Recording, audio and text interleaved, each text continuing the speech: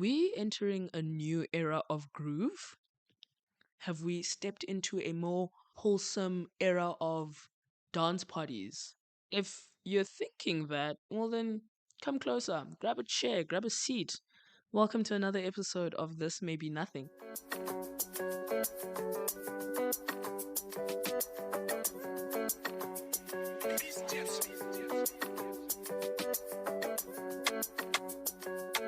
And just like that, girls and guys, it's another week, another episode of This May Be Nothing, and welcome. Thank you so much for deciding to click play and listening to me for a few minutes while I talk about the things that are on my chest. Yeah, if you have not heard episode 2, please by all means click on that one, give it a listen. I basically just complain about being an adult post COVID and now on the brinks of World War III, and kind of how that has been affecting me and some of the people close to me. So yeah, go give that a listen. But yeah, welcome to another episode. Welcome to another episode of This May Be Nothing. This is the podcast where we explore all things weird, all things wonderful, and all things young adult with a side of oat milk, of course, because why not? We can. Who's going to tell us otherwise? I'm your host, Diana, and today we are diving headfirst into a caffeinated curiosity that caught me off guard. I'm not going to lie. I was like, what? This can't be real? Yeah. No, it's real. And here's a question. Are coffee raves really a thing? Because I saw something on TikTok and I need answers, like right now. So maybe you're sitting there and you're wondering, hold on, wait a minute, hold the phone down. I just pause there for a second. What in the hipster fever dream is a coffee rave? Ha, come closer. Let me explain what that is. Okay? Picture this. It's 6:30 a.m. The sun has just risen, or maybe it's a little bit later because we're in winter now. And you walk into a coffee shop and you expect the typical coffee shop scene, right? It's quiet. There's some lo-fi beats in the background. People are standing, replying to emails, maybe even a text message from their boss or whoever.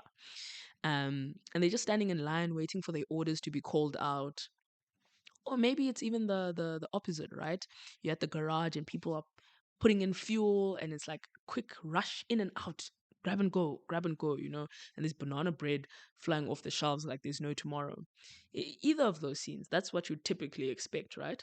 But at a coffee rave, there is a DJ, there is a dance floor forming in front of the barista bar, and everyone's got an espresso in one hand and their best twerk in another.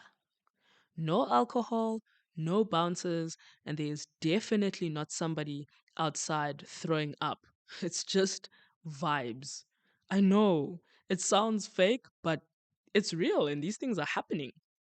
They're happening in places like New York and London, Cape Town, and yes, even here in Joburg. They're called coffee raves, and well, depending on where you are, sometimes they're called morning dance parties. And apparently, it's the new in thing that we all should be hopping onto. I know, it's weird. First, it was farmers markets, a little innocent Sunday afternoon thing to do that has now turned into like another groove location. And now the quiet coffee shop on the side of the road is now home to house music at 8 a.m. in the morning. Look what's going on. Now, while I was doing my research, I found out that some of these sober events, if you would, are run by collectives like Daybreaker, and they host sober dance events just before working hours. But you'd mainly find these guys in like the USA and Europe. But closer to home, it's a lot more low key. It's your favorite cafe hosting a sunrise session with house music and protein balls. Mm. It's giving wellness meets chaos. Mindfulness meets high BPM. And honestly, I kind of love it. But that wasn't my initial thought when I first found out about these coffee raves. I remember I was sitting with friends and I was like, hey guys, have you heard of this thing? And I gave them like a super brief explanation. And we all kind of looked at each other and we're like, nah, we need to find God. What is this? A coffee shop? Groove? Like you're sweating before your first meeting. Nah, we need to find God. But yeah, in that moment, we laughed about it. But now that I've given it a lot more thought and I did some research, I'm starting to think otherwise. And let me cook. So let's be real for a second, right? The idea of partying without alcohol used to sound like an oxymoron. Like it was like going to a braai and there's no meat. Or better yet, watching a rom com and there's no kiss. Like, what was the point? Why are we here? What are we doing? But here's the thing, there are more and more people who are either sober curious, people who are actively in recovery. There are some people who are just trying to reduce their intake, or others are just tired of hangovers. And honestly, we should talk about that a lot more. Because for a long time, not drinking in a social setting made you feel like you were doing something wrong. Like people thought you were either secretly pregnant or deeply unfun and no one wanted to hang out with you. And don't get me wrong, I've been there. You know, you go out with your mates, you go for an event or you go for whatever it is, dinner, drinks, whatever. And the moment you say, nah, fam, don't worry, I'm not drinking tonight, people look at you like you've confessed a crime. You know, they start asking, like, hey, Joe, are you okay? Oh no, dude, like, is there something wrong? Like, is there anything we can help you with?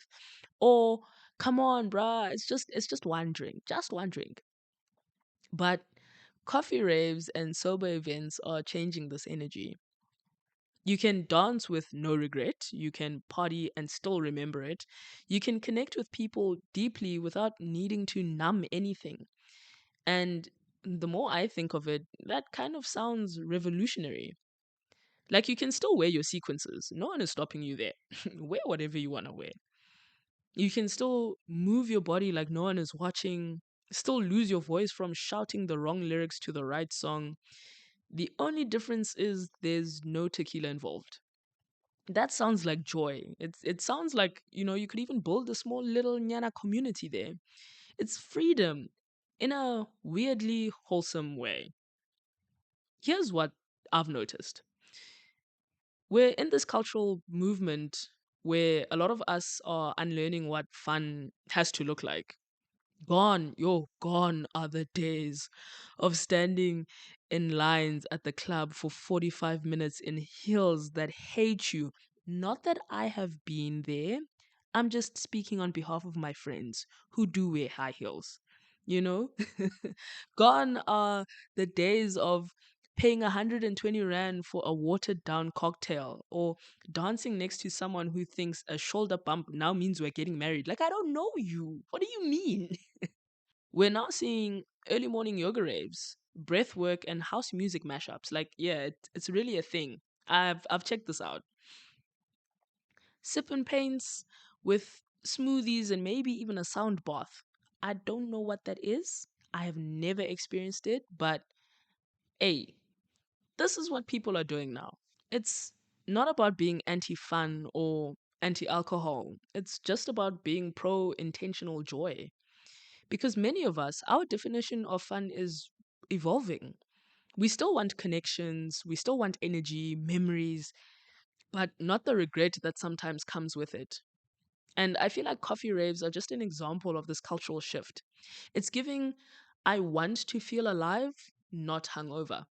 Now, let's pause and ask the obvious question here. Is this low key cringe? Maybe. Maybe it is.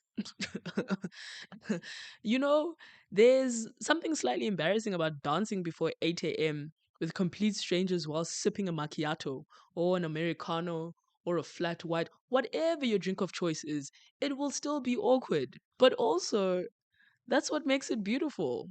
Because everything that we consider fun is a little bit cringe. Think of karaoke. Karaoke is hella cringe. Instagram captions are cringe. Telling someone how much you love them is cringe. But that doesn't stop us from doing these things. So if a coffee rave feels like a slightly chaotic, endorphin fueled playground where you don't have to be cool, you just have to show up, then honestly speaking, hey, my hand is up. Count me in. Now, here's the real tea. I have not been to a coffee rave before. Not yet. But I really want to go to one. Not because I want to be trendy or I want to chase some random vibe, but because I genuinely want to explore joy that doesn't come with a recovery time. I want to feel what it's like to move my body without worrying if I'll text someone something embarrassing later. I want to be able to wake up, dance, sip my drink, and still have a whole day ahead of me. That sounds like power, guys. I'm not even gonna lie. So now I'm curious. Have you been to one? Would you go to one if there was one that was happening close by? Would your friends go? Let's make this an open conversation. Drop a comment in the comment section. Let me know. Maybe DM us mid sweat if you're at one right now. I want to know what it's really like. And I think it's only fair that we move on to one of my favorite little segments this week's main character. And I feel like I need to brace myself because I'm about to catch some heat here. But this week's main character is the drink. It's the energy or the unhinged little moment that seals the spotlight in my life, at least. This week, it's matcha latte. And yes, I know some of you are already clutching your pearls and rolling your eyes and telling me your Diana matcha latte tastes like liquid kale. Some of you are probably even saying, dude, but this thing tastes like grass. Like, what are you doing? And to that, I say, if matcha latte tastes like grass, then I am but a cow. Whoever came up with that TikTok sound deserves a bells. Like, that was such a brilliant comeback. Now, don't get me wrong, it's not my everyday go to drink. Quite frankly, I don't drink it as often as I would like to because there aren't that many places that make matcha lattes. Matcha for me is the drink I reach for when I want to channel that girl energy, the one who meal preps and remembers her password and never ever texts her ex. It really is my treat. And yeah, like I said, if you enjoy it, kudos to you. But if you don't hate on the people that enjoy it so much. If coffee is survival mode, then matcha is main character mode. So here's your prompt. What's your main character drink? What is your go-to? What is the one drink that you grab when you feel like you are that girl or guy? Let me know. Maybe it's a cold brew with cinnamon or like a rooibos latte with extra oat milk. Or is it water? Because hydration is the real flex here. Tag me, send us pics or whatever. But yeah, guys, this may be nothing, but I think coffee raves are more than just a quirky TikTok trend. They're a sign that we're finding new ways to be human again, new ways to feel joy without breaking ourselves. And if dancing at sunrise with a cappuccino is a new revolution, I am here for it. So share this episode with a friend. Better yet, find a coffee rave somewhere. I'm based in Joburg, so find a coffee rave in Joburg. And if you see someone in the corner dancing like they've been freed from capitalism, it's probably me. I'm not even gonna lie. Because after last week's chat, I'm gonna need a coffee rave. But guys, until next time, stay curious, stay caffeinated, and don't be afraid of joy that looks a little weird.